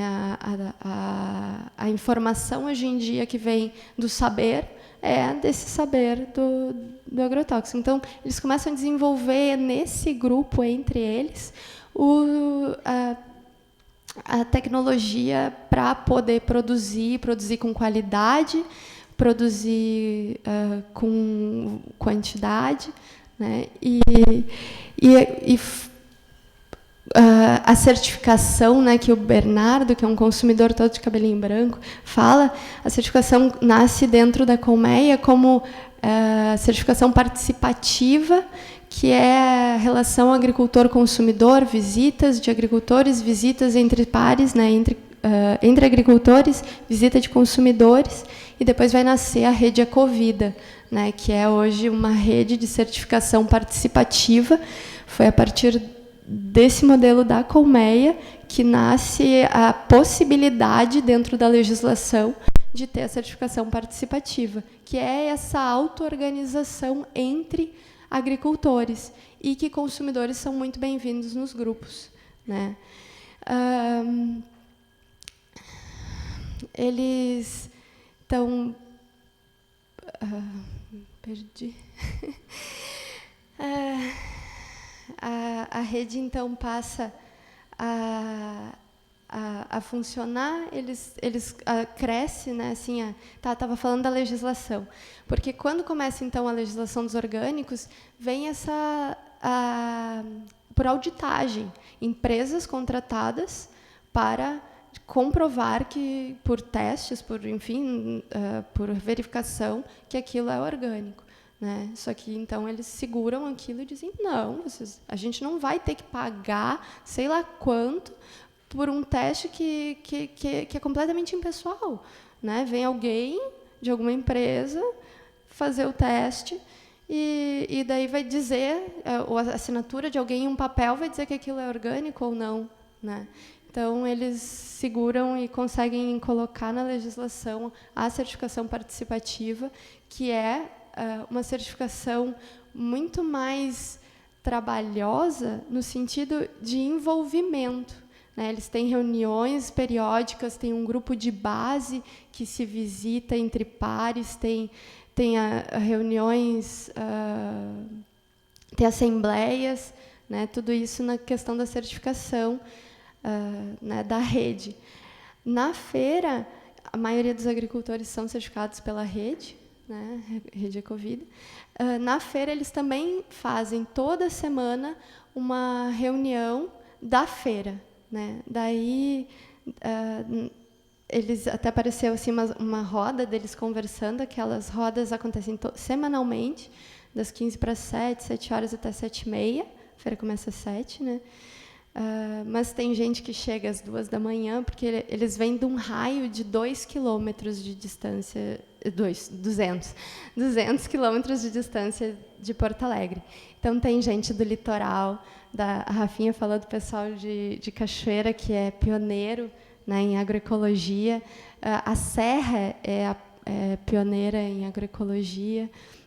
E esses grupos que vão se firmando através do associativismo, eles vão conseguindo consolidar um processo totalmente auto-organizado, né, de se consolidar, se apoiar, né, e viabilizar a valorização do agricultor.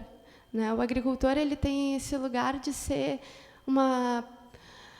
que é sofrido, que é sol, é chuva. Ontem, né, a gente teve a Roberta aqui que falou, né, assim, eu tive que ir lá colher porque depois ia chover e daí eu já estou indo.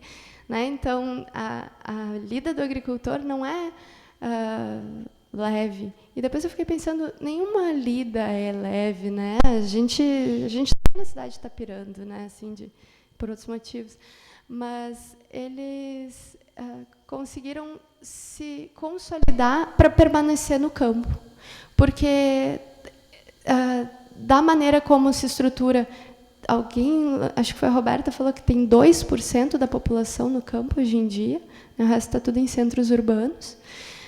Para tu ficar e conseguir ir entrando nesse modelo, né, de sociedade, que daí os filhos começam... Tem sempre uma televisão, né, que conta o que está acontecendo no mundo, todo mundo tem tecnologia, todo mundo tem tudo. Então, tem os filhos, para não ter né, a saída do campo, eles começam a agregar valor. Né, e então conseguem se firmar na terra, mostrar o quanto é digno o trabalho de quem está na terra, o quanto eles querem que o seu produto seja valorizado, né, pelo esforço que está cultivando e oferecendo, né, e isso isso funciona. Né. Então, hoje a feira já tem 27 anos. É um modelo, foi uma referência para outros estados, assim, muita gente da Colmeia, na época da Colmeia, foi para outros estados para ajudar a implementar novas feiras, também nesses mesmos modelos. A Colmeia acabou fechando em 2008 e nasceu, eles pensaram, bom, e agora, né, o que a gente faz? Poderiam ter continuado autonomamente, cada banca a sua, né, que para alguns não da feira, isso seria ótimo, porque daí vai perdendo a força, né? Mas eles se olham e dizem, não, vamos fundar uma nova associação de agricultores, e fundam a Associação dos Agricultores Ecologistas Solidários do Rio Grande do Sul, Associação Agroecológica. Né? Então, eles conseguem se manter enquanto grupo e seguem os movimentos de auto-organização com as suas assembleias, as suas reuniões. Tem mais feiras em Porto Alegre que a Associação Agroecológica ajuda a gestionar, que são do Menino Deus. E acabou meu tempo. Obrigada.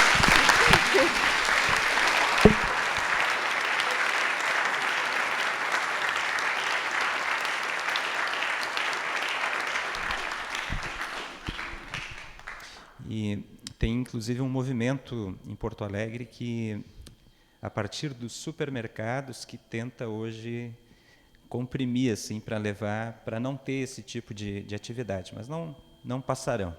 Né? Isso a gente já está... sobre o método que a gente vai usar agora. Alguns disseram, mas não, é muito complicado ficar um com um até chegar... Na verdade, a ideia é que todos falem, né? Então, como que é? Vocês vão escolher uma pessoa e vocês têm que escolher também daqui, ó, porque eles ficam aqui, vocês vão ter que sentar um com um e tem uma pergunta. Ninguém pode fugir. Não, estou brincando. A pergunta... Quando teve a dinâmica do Sérgio, aquele dia teve um monte de gente que... Não vou falar, né? Não vou contar. Mas... A pergunta é bem clara, assim. O que eu posso fazer agora, a partir do que eu ouvi aqui nessa manhã? O que eu... E eu sei que tem um pessoal que tem a revolta do relatório, né? Do relator. Então, assim, não precisa ter alguém chamado relator, mas, assim, produzam uma síntese. Porque senão é que nem o pessoal aquele que vai lá, abre a caixa da abelha, não combinou com o conjunto e as abelhas vêm, pegam todo o resto do pessoal. Por quê? Porque daí vem uma síntese para os demais saberem o que aquele grupo tratou, como que eles viram e tal. Porque é uma forma, inclusive, de compartilhamento do que foi tratado no grupo. Então, não precisem ter a imagem de relator, podem se rebelar contra isso, mas precisa ter uma síntese. Então, assim, vocês escolham um oferecimento, uma síntese. Então, a gente tem orientado para ser alguém que vocês não conhecem. Então, vocês olham assim e dizem, aquela pessoa não conheço, eu vou lá. Por quê? Porque quem a gente conhece, a gente já sabe muito de onde fala e tudo, e às vezes a gente não se abre muito também. Então, vocês escolham alguém, incluindo os participantes da mesa, são 7 minutos, aí vocês dizem, mas por que tão pouco tempo? É porque... A gente quer que vocês falem do coração, não é discurso, não é palestra, não é, sabe? É uma coisa onde vocês digam, olha, eu estou sentindo que eu tenho que fazer tal coisa a partir de agora, porque... Né? E daí nós vamos trazer isso de volta e vamos rapidamente ouvir o pessoal no final dessa manhã. E lembrem, à tarde, nós vamos repercutir o conjunto do que a gente ouviu. Nós temos uma tarde inteira para repercutir o que a gente ouviu nesses dias. Então, assim, eventualmente alguém está com alguma ansiedade de alguma coisa que a gente não olhou, mas poderia ter olhado, à tarde a gente pensa que vai ter esse espaço, assim, vai depender da nossa auto-organização. Então, são 11h03, a gente vai até às 11h10 com duplas, tá? Escolha uma dupla, incluindo o pessoal que está aqui. Pode chegar. Senta do lado dela.